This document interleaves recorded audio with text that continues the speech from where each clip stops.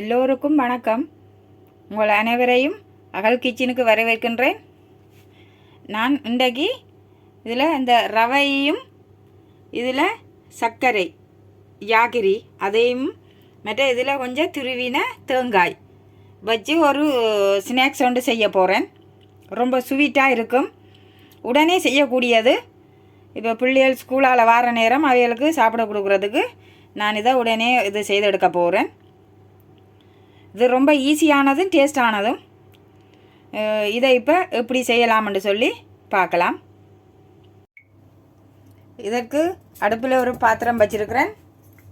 இப்போ இந்த ஜாகிரியை இதில் சேர்க்கிறேன்.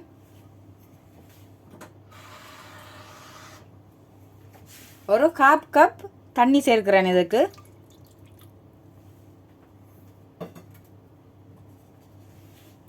இது அப்படியே ஒரு தண்ணி பதமாக வரணும், கரைஞ்சி.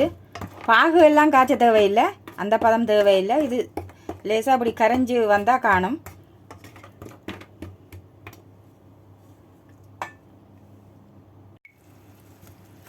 இப்போ ஜாகிரி கரைஞ்சி வந்துடுது. நான் இந்த டைமில் இந்த துருவி வச்சுக்கிற தேங்காயை இதோட சேர்க்கிறேன்.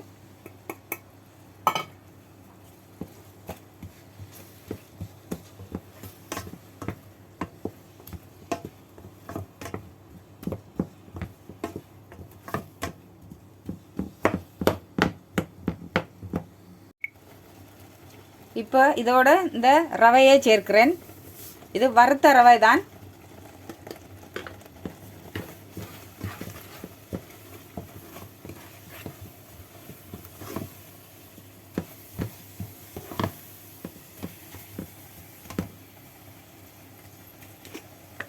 நான் இப்போ இந்த ஸ்டேஜில் இந்த அரைச்சி வச்சுக்கிற ஏலக்காய் பொடியை சேர்க்கிறேன்.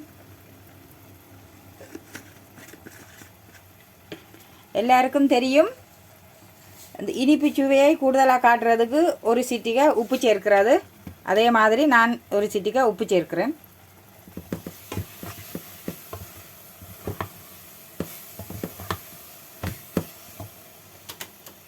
அவ்வளவுதான், இந்த மிக்ஸ் ரெடி ஆயிட்டது. நான் இப்போ இன்ஸ்டண்ட்டாக மாங்காய் கரைச்சி எடுக்க போகிறேன். இது கொஞ்சம் ஆற வேணும்.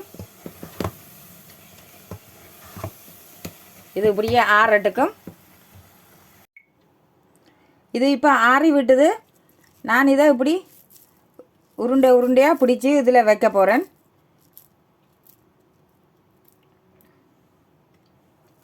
உங்களுக்கு வேண்டிய சைஸில் நீங்கள் ஒரு உருண்டையை பிடிச்சி கொள்ளலாம்.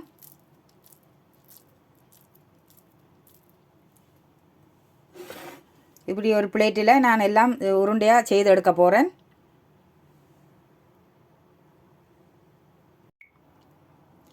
இப்போ நான் இதில் ஒரு 3/4 கப் மைதா மாவு எடுத்து வச்சுக்கிறேன்.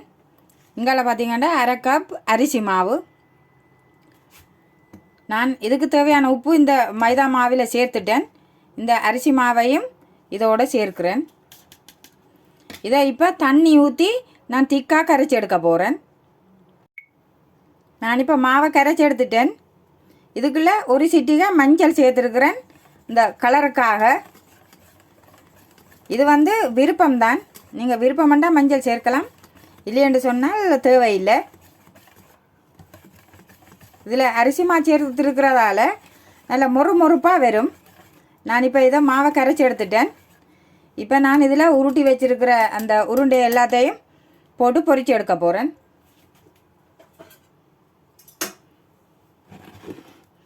இப்போ இங்கால ஒரு பாத்திரம் வச்சு இதில் எண்ணெயை ஊற்றி கொதிக்க விட போகிறேன். இப்போ எண்ணெய் கொதி வந்துட்டுது. நான் இப்படி உருட்டி வச்சிருக்கிறேன். அதுகளை இதில் இப்படி துவைச்சி எடுத்து எண்ணெயில் போட்டு பொரிக்க போகிறேன்.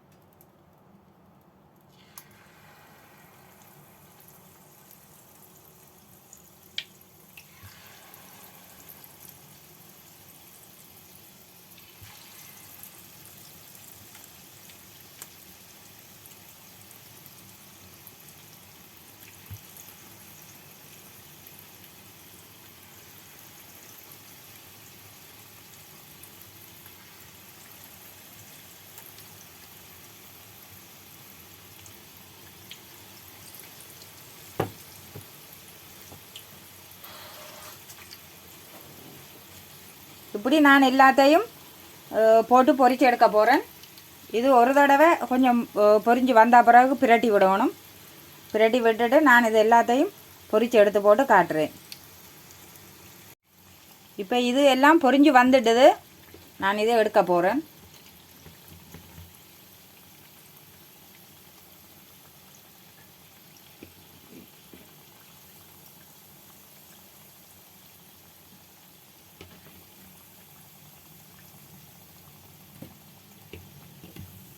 இது அரிசி மா சேர்த்து செய்திருக்கிறதால நல்ல மொறுமொறுப்பாக இருக்கும். இது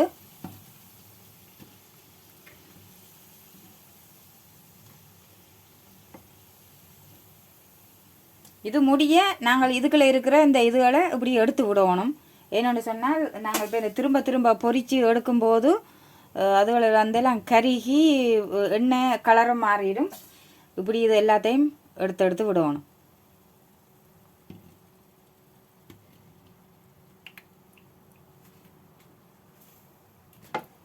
நாங்கள் அடுத்ததை பார்த்தீங்கன்னு சொன்னால் நான் இந்த கையில் மாவுகள் பிறளாதபடி நான் அந்த கரண்டியால் எடுத்து போட போகிறேன்.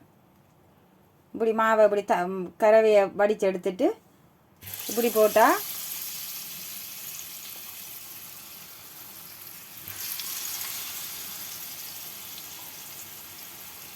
இப்படி கலவையை கொஞ்சம் வடித்து எடுத்துட்டு கரண்டியாலே எடுத்து அப்படியே போட்டு விடலாம்.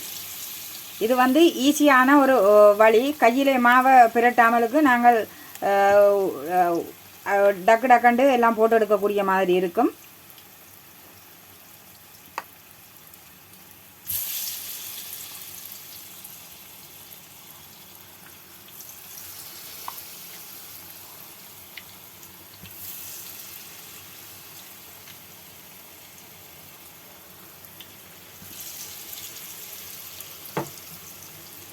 இப்படி நான் எல்லாத்தையும் சுட்டு எடுத்து போட்டு காட்டுறேன் எப்படி வந்திருக்கண்டு.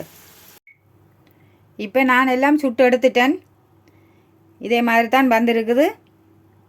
பார்த்தீங்களாண்டாவே பார்க்கவே நல்ல அழகாகவும் சாப்பிடணும் போல் தோன்றுது.